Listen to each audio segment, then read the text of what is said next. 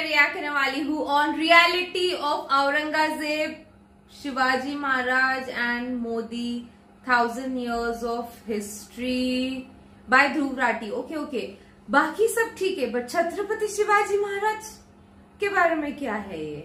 उनके बारे में कुछ नहीं कहेंगे। हम पहले बोल के रख रहे हैं, छत्रपति शिवाजी महाराज हमारे लिए भगवान से कम नहीं है। सो पहले रिएक्ट करूंगी, फिर हम बात करेंगे। So before I start, hello Monalini को वेलकम टू माय चैनल नखरे वाली मोना। और अगर आपने मुझे अभी तक सब्सक्राइब नहीं किया होगा तो please to subscribe my channel. So let's go. नमस्कार दोस्तों, साल 2024 में हो रही इलेक्शंस में अगर कोई नेता औरंगजेब और मुगलों की बात करनी शुरू कर दे अपनी कैंपेनिंग के दौरान, तो आप शायद सोचोगे कि ये क्या मजाक चल रहा है, लेकिन प्रधानमंत्री नरेंद्र मोदी ने यही किया। कांग्रेस को औरंगजेब के अत्याचार याद नहीं आते, जिसने हमारे सैकड़ों मंदिरों को तोड़ा। ऐसी चीजें गलती से नहीं बोली जाती, ये एक सोची समझी गई चाल है। आइए एक सैर करते हैं दोस्तों व्हाट्सएप ब्रेन वॉशिंग माफिया के डिपार्टमेंट नंबर 2 की। डिपार्टमेंट नंबर 2 मतलब पहला पार्ट बन चुका है। आज पर एक गेस्ट का इंटरव्यू कर रहे थे और एक सवाल उन्होंने अपने गेस्ट से पूछा कि किन 3 इंडियंस को देश छोड़कर चले जाना चाहिए और कभी वापस नहीं आना चाहिए। 3 Indians that should leave India and never return are। अब पहली बात तो इस सवाल ही अपने आप में बहुत भद्दे किस्म का सवाल है, लेकिन वहां बैठे गेस्ट ने इस सवाल को लेकर कोई ऑब्जेक्शन नहीं किया। उन्होंने 3 इंडियंस के नाम गिनाने शुरू कर दिए। अब ये सवाल अगर आपसे पूछा जाएगा तो आपके मन में क्या आएगा? देश के सबसे बड़े आतंकवादी, गैंगस्टर्स, मर्डरर्स, या फिर आप सबसे बड़े भ्रष्टाचारी करप्ट लोगों के नाम सोचोगे जिन्होंने लाखों करोड़ों रुपए की चोरी कर रखी हो। लेकिन नहीं, इस आदमी ने जो 3 नाम सुना है वो कुछ और ही थे। बरखा दत्त, प्रोफेसर इरफान हबीब, रोमिला थापर।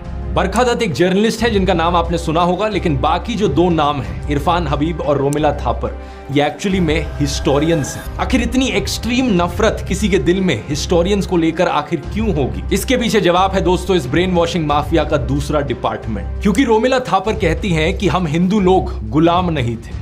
सही सुना आपने, इसी कारण से गुस्सा है ये लोग रोमिला थापर से, क्योंकि वो कहती हैं कि हमारे जो पूर्वज थे, हमारे पूर्वज हिंदू लोग किसी के गुलाम नहीं थे, वो आजाद लोग थे। ये बड़ी दिलचस्प बात है, क्योंकि आमतौर पर हमारे समाज में लोग एक दूसरे को गाली देते हैं ऐसी चीजें कहकर कि तुझे तो मैं अपने घर पे नौकर भी ना रखूं, तेरी औकात क्या है, तू तो गुलाम है। और लोग ऑफेंडेड फील करते हैं जब उन्हें गुलाम या नौकर बुलाया जाए तो। लेकिन यहाँ पर केस इसका बिल्कुल उल्टा है। रोमिला थापर कहती है कि आप गुलाम नहीं थे, आप नौकर नहीं थे, लेकिन ये भाजपाई हिंदू, उनसे गुस्सा है इस चीज को लेकर कि कैसे कह दिया कि हम आजाद थे, ऐसे कैसे हमसे गुलामी का लेबल आपने छीन लिया। रोमिला थापर भारत छोड़ो। बात क्या है ना, असल में दोस्तों ऐसी चीजें बोलना इस ब्रेन वॉशिंग माफिया के एजेंडा के खिलाफ जाता है। मैंने आपको पिछले वीडियोस में बताया था कि इनके दूसरे डिपार्टमेंट का मकसद है आपको ये एहसास दिलाना कि आपके जो पूर्वज थे वो हजारों सालों से गुलाम रहे थे मुसलमानों के नीचे। ये आपको विक्टिम बनाना चाहते हैं, ये एहसास दिलाना चाहते हैं कि हम हिंदू लोग तो 1000 सालों से अत्याचार सहते आ रहे हैं और 1000 सालों से हम मुसलमानों के नीचे दब कर रहे हैं, मुसलमानों के गुलाम बन कर रहे हैं। इस झूठ को पकड़ना ज्यादा मुश्किल नहीं है। मैं आपसे सीधा पूछता हूं, बताओ क्या छत्रपति शिवाजी महाराज किसी के गुलाम थे? क्या वो किसी मुसलमान के नीचे दब कर रहे थे? ऑब्वियसली नहीं। हम सब जानते हैं कि वो कितने महान राजा थे जिन्होंने कई जंग लड़ी, कितना बड़ा अपना एम्पायर बनाया। तो कैसे कहा जा सकता है कि वो या उनके राज्य में रहने वाला कोई भी हिंदू किसी का स्लेव था? ये दोनों चीजें एक टाइम पर सच कैसे हो सकती हैं कि एक तरफ 1000 सालों से हम हिंदुओं पर अत्याचार हुआ है, हम मुसलमानों के नीचे दब कर रहे हैं, लेकिन दूसरी तरफ छत्रपति शिवाजी बहुत ही महान राजा थे और हम हिंदू आजाद थे उनके समय। व्हाट्सएप यूनिवर्सिटी के स्टूडेंट्स के लिए ये दोनों चीजें एक ही टाइम पर सच हो सकती हैं। जॉर्ज ऑरवेल की नॉवल 1984 में डबल थिंक नाम के कॉन्सेप्ट की बात करी गई। उस नॉवल में जो ब्लाइंड सपोर्टर्स होते हैं वो 2 कॉन्ट्रडिक्टिंग आइडियाज को साथ साथ एक्सेप्ट कर लेते हैं अपने दिमाग। व्हाट्सएप यूनिवर्सिटी के छात्र भी इसी कैटेगरी में आते हैं। अब जिन लोगों का ब्रेन वॉश हो चुका है, उन लोगों के दिमाग में जो शिवाजी की पिक्चर है वो भी कुछ ऐसे होगी कि एक तरफ छत्रपति शिवाजी महाराज खड़े हैं और उनके पीछे है हिंदुओं की पूरी आर्मी भगवे रंग से सजी हुई। दूसरी तरफ औरंगजेब खड़ा है और उसके पीछे है मुसलमानों की पूरी आर्मी, हर कोई ग्रीन रंग से सजा हुआ है। अगर आप भी ऐसा ही सोचते हो तो तैयार हो जाओ, आपकी आंखें खुलने वाली हैं। आइए कुछ हिस्टोरिकल फैक्ट्स जानते हैं। छत्रपति शिवाजी महाराज के पिता का नाम था शाहजी और उनके अंकल का नाम था शरीफ जी। और जानते हैं शरीफ जी नाम कहां से आया? ये नाम रखा गया एक सूफी सेंट के नाम पर। इससे पता चलता है कि ना सिर्फ शिवाजी महाराज खुद बल्कि उनके दादाजी भी हिंदू सेंट्स और मुस्लिम सूफी सेंट्स दोनों की रिस्पेक्ट किया करते थे। असल में बात क्या है ना, उस जमाने में कोई बीजेपी, कोई गोदी मीडिया, कोई व्हाट्सएप माफिया नहीं था हिंदू मुसलमानों के बीच नफरत फैलाने वाला। इसलिए इवन दो छत्रपति शिवाजी खुद एक हिंदू थे, वो मुसलमानों का बड़ा आदर करते थे। केलेशी गांव के याकुत बाबा शिवाजी अक्सर इनके पास जाया करते थे इनकी ब्लेसिंग्स लेने के लिए। खुद से वो हमेशा रिलीजियस फ्रीडम के फेवर में रहे थे। 2 नवंबर साल 1669 में लिखी गई ये एक चिट्ठी है। पंडित रघुनाथ राव शिवाजी के द्वारा दिए गए एक आदेश को कोट कर रहे हैं। श्रीमंत महाराज कहते हैं कि हर किसी को अधिकार हो अपना धर्म फॉलो करने का और कोई भी किसी और को डिस्टर्ब नहीं कर सकता। नोट किया जाता है कि प्लेसेस ऑफ वर्शिप हर जगह हो, प्रॉपर अरेंजमेंट किया जाए ताकि लोग अपनी प्रार्थना, पूजा या नमाज पढ़ पाए। ये पीर्स और मस्जिदों की भी अरेंजमेंट्स को देखते हैं। हिस्टोरियन खाफी खान नोट करते हैं कि शिवाजी के समय एक बड़ा स्ट्रिक्ट रूल हुआ करता था कि जहां भी उनके सोल्जर्स जाएं, वो किसी भी मस्जिद को, कुरान को या औरतों को चोट नहीं पहुंचा सकते। एक समय उनकी आर्मी ने एक मुस्लिम गवर्नर की डॉटर इन लॉ को कैप्चर कर लिया था और शिवाजी के सामने एक तोहफे के तौर पर उस लड़की को प्रेजेंट किया गया। जानते हैं शिवाजी ने क्या किया?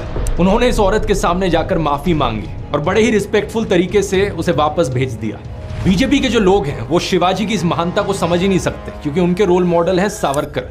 और सावरकर पता है क्या चाहते थे? कि औरतों को मोलेस्ट करना, औरतों के खिलाफ अत्याचार को एक हथियार की तरह इस्तेमाल किया जाए किसी भी वॉर में।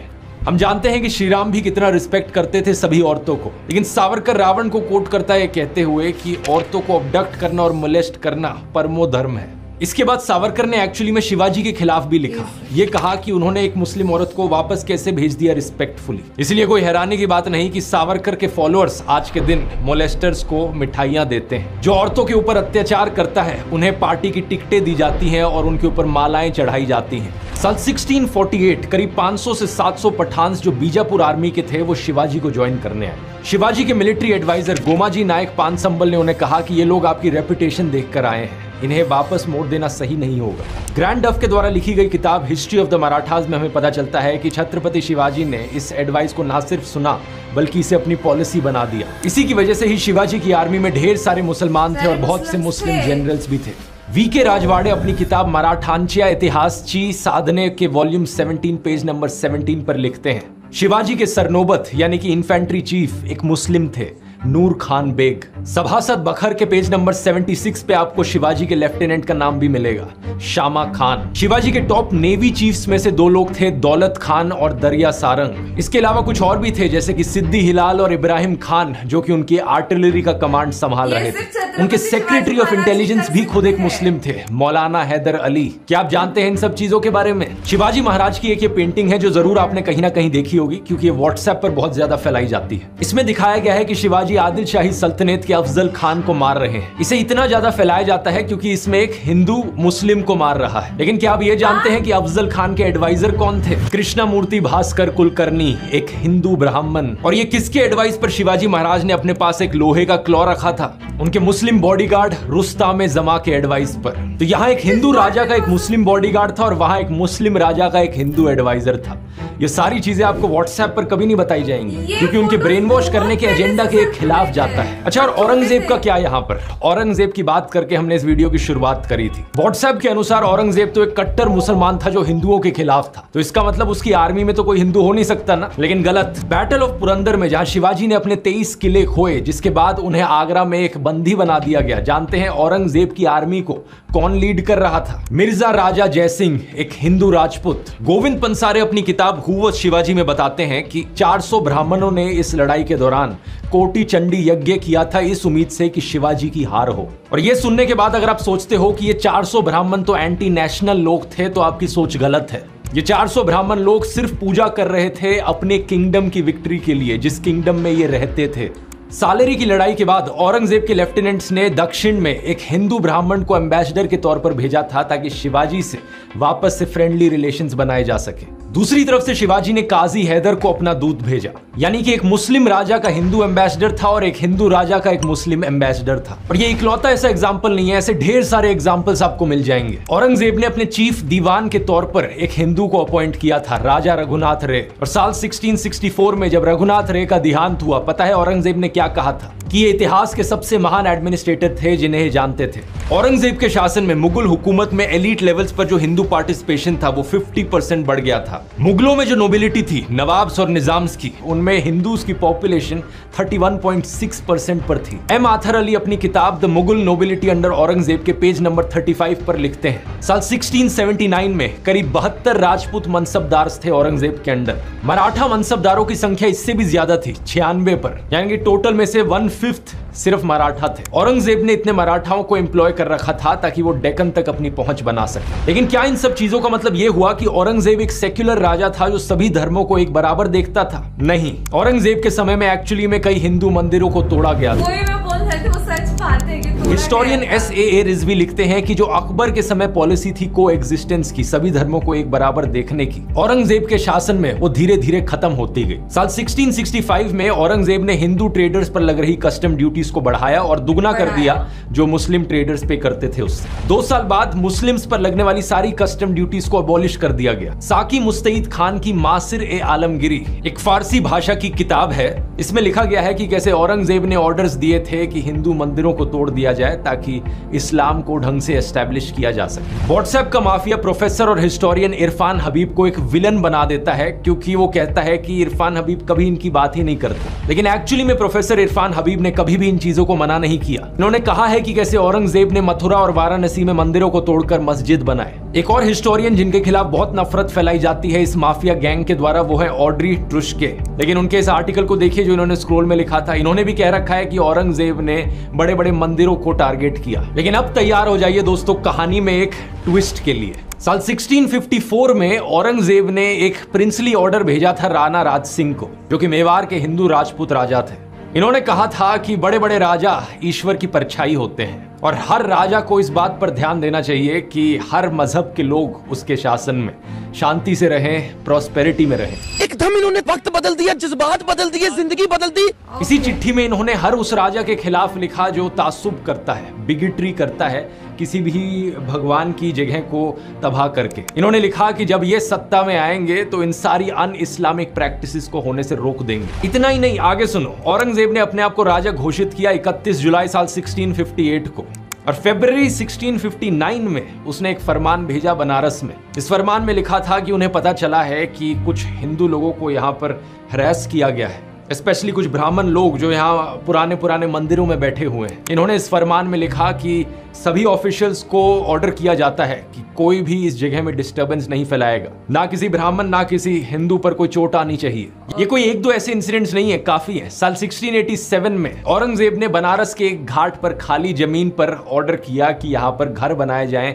पायस ब्राह्मण्स और होली फकीर्स के लिए। साल 1680s में औरंगजेब ने एक रिलीजियस डिस्कशन करी बैरागी हिंदू शिव मनगलदास महाराज के साथ और तोहफों की उन्होंने बरसात करी। साल 1691 में चित्रकूट में एक बालाजी मंदिर को सपोर्ट करने के लिए उन्होंने महंत बालक दास निर्वाणी को जमीन दी, टैक्स फ्री, और 8 गांव दिए। लिस्ट बहुत लंबी है। इलाहाबाद, वृंदावन, बिहार, अलग अलग जगहों पर औरंगजेब ने मंदिरों को बनाने के लिए जमीन दी या लोगों को बढ़ावा दिया कि वो मंदिर बनाए। सेम पॉलिसी हिंदुओं के लिए ही नहीं बल्कि जैन्स के लिए भी एक्सटेंड करी गई। लेट 1650s में औरंगजेब ने जमीन दी शत्रुंजिया, गिरनार और माउंट अब्बू की जगहों पर। ये सारी जैन पिलग्रिमेज डेस्टिनेशंस है गुजरात में। ये सब सुनकर दोस्तों आप थोड़ा कंफ्यूजन में आ रहे होंगे कि एक तरफ औरंगजेब मंदिरों को तोड़ रहा था लेकिन दूसरी तरफ मंदिर बनाने के लिए ये जमीन दान कर रहा था। ये कैसे हो सकता है? औरंगजेब एक कम्युनल राजा था या एक सेक्युलर राजा था? इस सवाल का जवाब ढूंढने में मैं आपकी थोड़ी मदद करता हूं। आप मुझे ये बताओ, बीजेपी पॉलिटिशियन नरेंद्र मोदी क्या ये एक कम्युनल पॉलिटिशियन है या ये एक सेक्युलर पॉलिटिशियन है? टाइम्स ऑफ इंडिया के एक आर्टिकल में एमिनेंट हिस्टोरियन हरबंस मुखिया नरेंद्र मोदी को एक मॉडर्न पैरेलल बुलाते हैं औरंगजेब का। ऐसा इसलिए क्योंकि नरेंद्र मोदी और औरंगजेब के बीच में बहुत सारी सिमिलैरिटीज हैं। सबसे पहले तो दोनों का जन्म गुजरात में हुआ था। मोदी का जन्म वडनगर में हुआ था और औरंगजेब का जन्म दाहोद में हुआ था। दूसरा, नरेंद्र मोदी खुद को फकीर बताते हैं, कहते हैं कि 30 सालों तक वो भिक्षा पर जिए हैं। मैं 35 साल तक भिक्षा मांग करके खाया हूँ।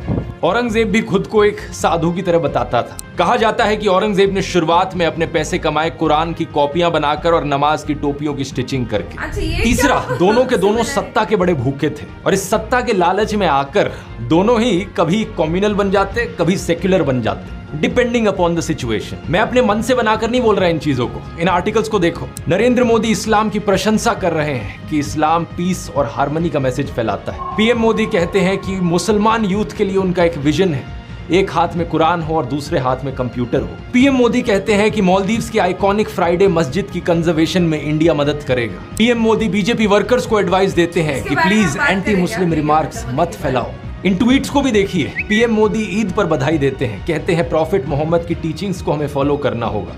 मुहर्रम की ओकेजन पर लोगों को हजरत इमाम हुसैन के सैक्रिफाइस का याद दिलाते हैं। ये तो हो गए हमारे सेक्युलर मोदी। अब दूसरी तरफ कॉम्युनल मोदी को देखिए। सीए एनआरसी प्रोटेस्ट के दौरान पीएम मोदी कहते हैं कि ये आग लगाने वाले कौन हैं, इनके कपड़े देखकर इन्हें पहचाना जा सकता है। ये आग लगाने वाले कौन हैं, वो उनके कपड़ों से ही पता चल जाता है। इनकी लीडरशिप के अंडर एक से बढ़कर एक बीजेपी पॉलिटिशियंस ने नफरतखोर भाषण दिए हैं, लिंचिंग्स हुई हैं। बिल्किस बानो केस के कॉन्विक्ट्स को यहाँ पर मालाएं चढ़ाई गई हैं, उन्हें मिठाइयां दी गई हैं, उन्हें संस्कारी ब्राह्मण बुलाया गया है। व्हाट्सएप यूनिवर्सिटी पर डेली आपको कोई ना कोई मैसेज आता है जो मुसलमानों के खिलाफ नफरत फैलाता है। रिसेंटली भी पीएम मोदी ने अपने भाषणों में मुस्लिम्स के खिलाफ डॉग विस्लिंग करी। इन्होंने ऑपोजिशन पर आरोप डाला कि उनका मुगल माइंडसेट है। सावन के महीने में मटन बनाने का मौज ले रहे हैं, वीडियो दिखाकर वो मुगल के लोगों के जमाने की जो मानसिकता है ना, उसके द्वारा वो देश के लोगों को चिढ़ाना चाहते हैं।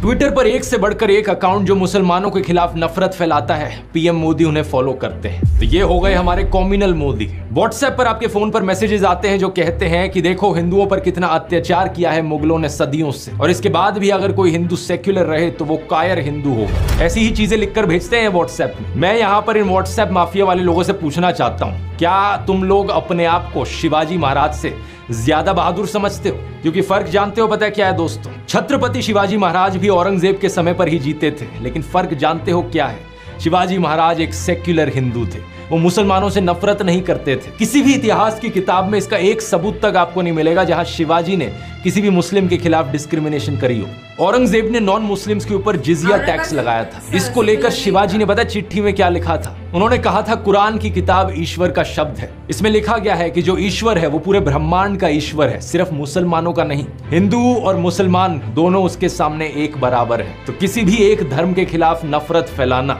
उस ईश्वर के खिलाफ जाता है। शिवाजी महाराज ने अपनी चिट्ठी में यह भी लिखा था कि औरंगजेब के शासन में दोनों हिंदू और मुसलमान सोल्जर्स नाखुश हैं। अनाज का दाम बहुत बढ़ गया है, इसलिए जिजिया टैक्स लगाना ब्राह्मण, बैरागी और जैन साधुओं पर सही नहीं है। शिवाजी ने अपनी चिट्ठी में यह भी लिखा था कि गरीबों पर ऐसा टैक्स लगाना मुगलों के ट्रेडिशन के खिलाफ जाता है। ना तो अकबर, ना जहांगीर और ना ही शाहजहां ने कोई ऐसा जिजिया टैक्स लगाया था। शिवाजी यहाँ पर अकबर की तारीफ करते हैं। ये कहते हैं कि उनका राज 52 साल तक रहा, लेकिन उन्होंने सबको एक बराबर देखा। यही कारण है कि लोग उन्हें जगत गुरु मानते हैं।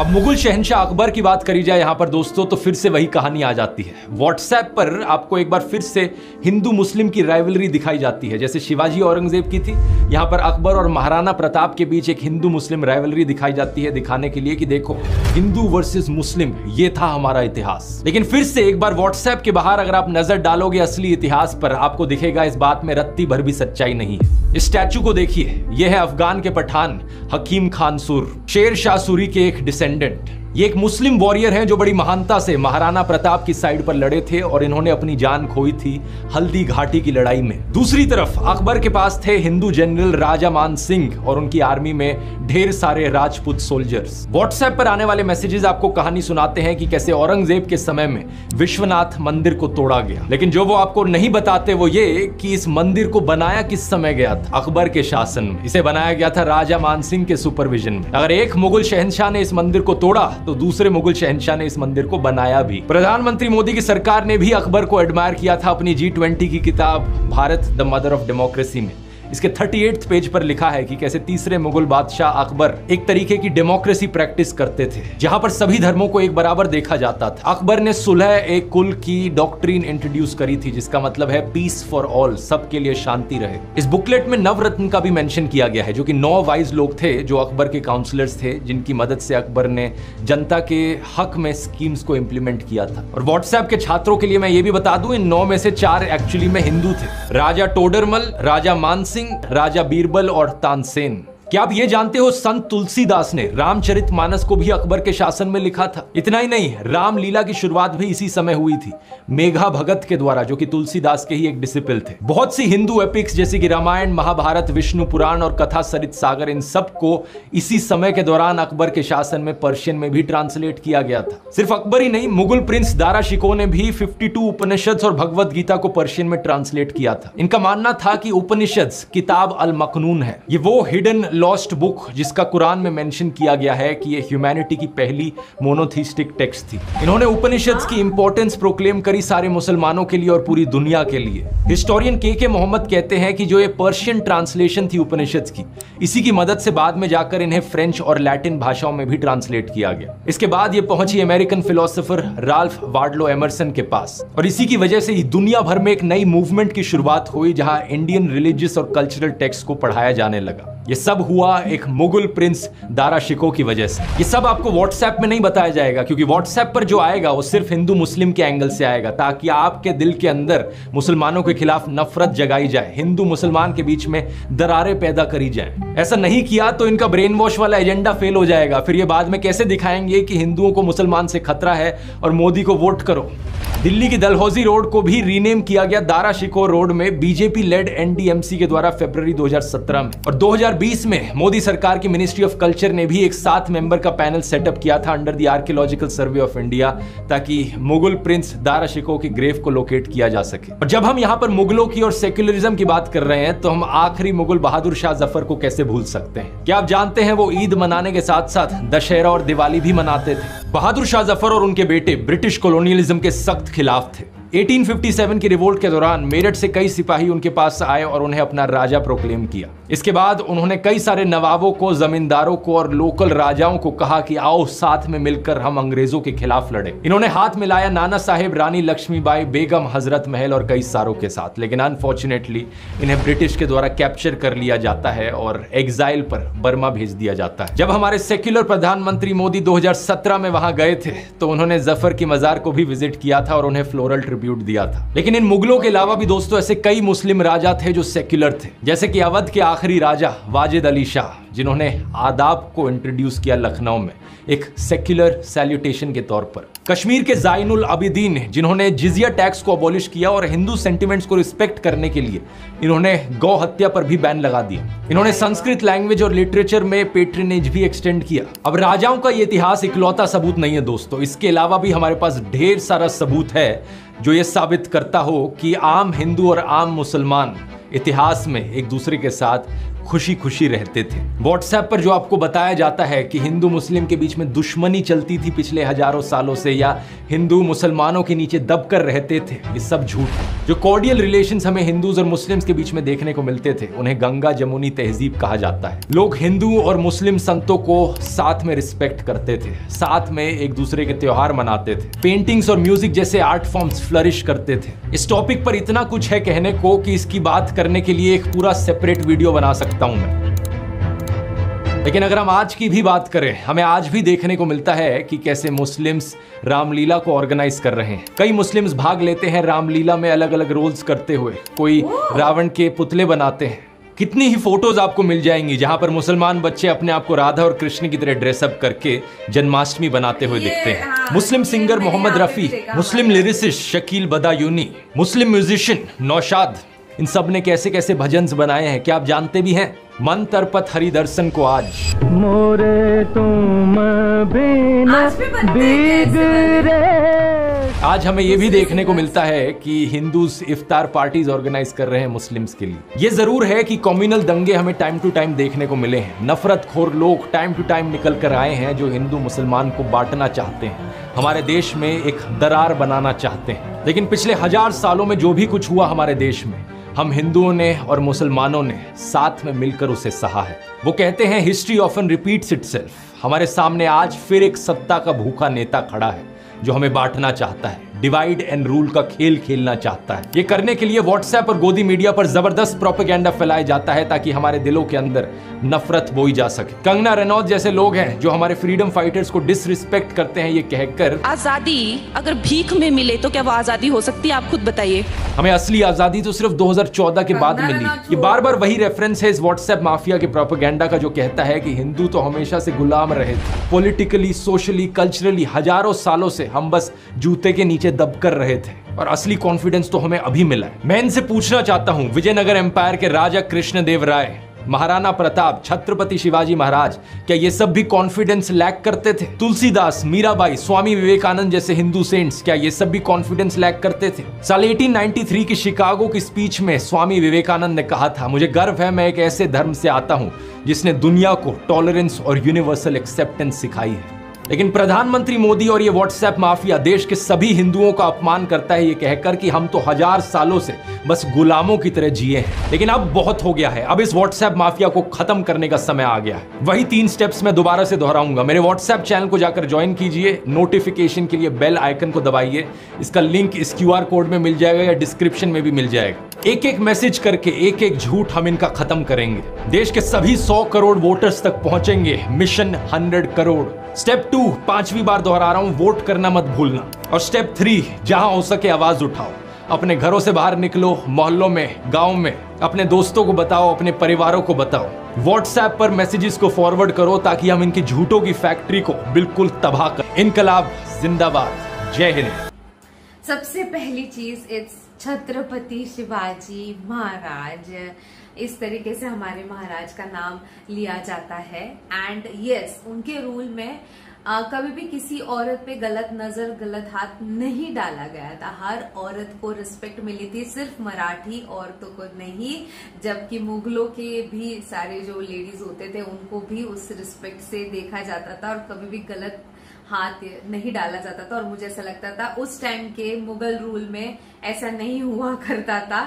सो कंपेयरिंग हमारे छत्रपति शिवाजी महाराज किसी और राजा के साथ, किसी और मुगल राजा के साथ, मुझे वो बहुत ही ऐसा लगा कि नहीं, Chhatrapati Shivaji Maharaj is like something different man. आप उनकी डीप स्टडी करो, आपको समझ में आएगा वो क्या थे लिटरली। सो उनके जैसा कोई नहीं था, तो उनके कंपैरिजन किसी और राजा के साथ करना, वो मेरे को मतलब इटसेल्फ ही ऐसा लगा। मैं छत्रपति शिवाजी महाराज का ही नाम सुन के ही वो वीडियो ओपन किया मैंने एक्चुअली।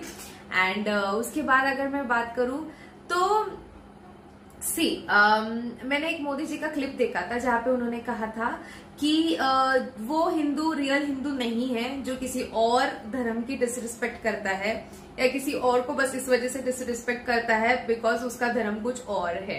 क्योंकि हमको सिखाया जाता है कि सारे धर्मों को रिस्पेक्ट करनी चाहिए एंड एवरीथिंग। ओके, तो ऐसा खुद नरेंद्र मोदी ने कहा था, एक क्लिप में मैंने देखा था। एंड ऑन ग्राउंड देखा जाए तो मेरी एक स्कूल की फ्रेंड है, उसने ना शायद अपने भाई के बेटे को या समथिंग ऐसे स्कूल में एक इवेंट था, तो वहां पे उसने उसको कृष्ण बना के भेजा था स्कूल में।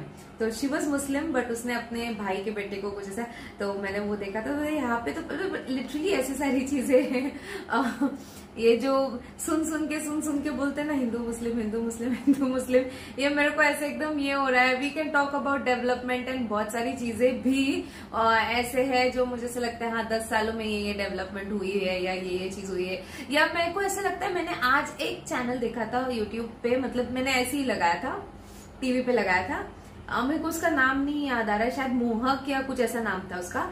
तो पहले उसने बीजेपी के सारी गलतियां गिना दी, मतलब जहाँ पे गलत जा रहे हैं, जहाँ पे इनके जो कैंडिडेट्स है, मेरे को अभी नाम नहीं याद आ रहा उस कैंडिडेट का, बट उसने जैसे कितनी बड़ी गलती की थी एंड एवरीथिंग। ओके, ये हो गया एक video. Second video was about Congress की भी गलतियां, मतलब इन्होंने कितनी गलतियां की, ये किधर गलत हुए, इन्होंने क्या करना चाहिए था एंड एवरीथिंग। तो ये मेरे को लगता है कि ये हो गया, आप इक्वली अपने पॉइंट्स रख रहे हो, आपको इधर गलत दिख रहा है तो इधर भी गलत है, ये दिख रहा है तो वेस्ट बंगाल भी दिख रहा है, या वो दिख रहा है तो ऐसे देखने में ज्यादा मजा आएगा, एक डिबेट काइंड ऑफ बोलते ना। खुद के चैनल पे तो आपने कभी कोई हेट स्पीच देखी नहीं होगी ना, मैं किसी के बारे में बुरा बोलती हूँ ना कुछ। मेरे को तो सबसे प्यार है, नो डाउट। मेरे को ऐसा लगता है दुनिया is a very beautiful thing and हम सब लोगों ने एक दूसरे से बहुत बहुत बहुत प्यार करना चाहिए, ऐसे पर्सनली मुझे लगता है। एंड अभी ये प्यार वाली चीज बोलने के लिए कोई मुझे हेट नहीं करो। एनीवेज, पॉलिटिकल चीजों में मैं ज्यादा रिएक्ट नहीं करती। This was because of Chhatrapati Shivaji Maharaj मैंने ये वीडियो ओपन किया। बट आपको और भी अगर समझो ध्रुव राठी से रिलेटेड या कोई और चैनल से रिलेटेड वीडियो देखना चाहते हो तो मुझे कमेंट सेक्शन में नीचे जरूर बताना। आपके व्यूज पे मुझे पता चलता है मेरे ऑडियंस को क्या देखने में इंटरेस्ट है क्या नहीं, तो मुझे बता देना जरूर। ये था मेरा रिएक्शन। जितना हो सके लाइक कमेंट शेयर से भर दो गाइस। हो सके तो सुपर थैंक्स भी देना, मेरे चैनल की ग्रोथ के लिए हेल्प हो जाती है। बाकी परत मिळालेचा बाय।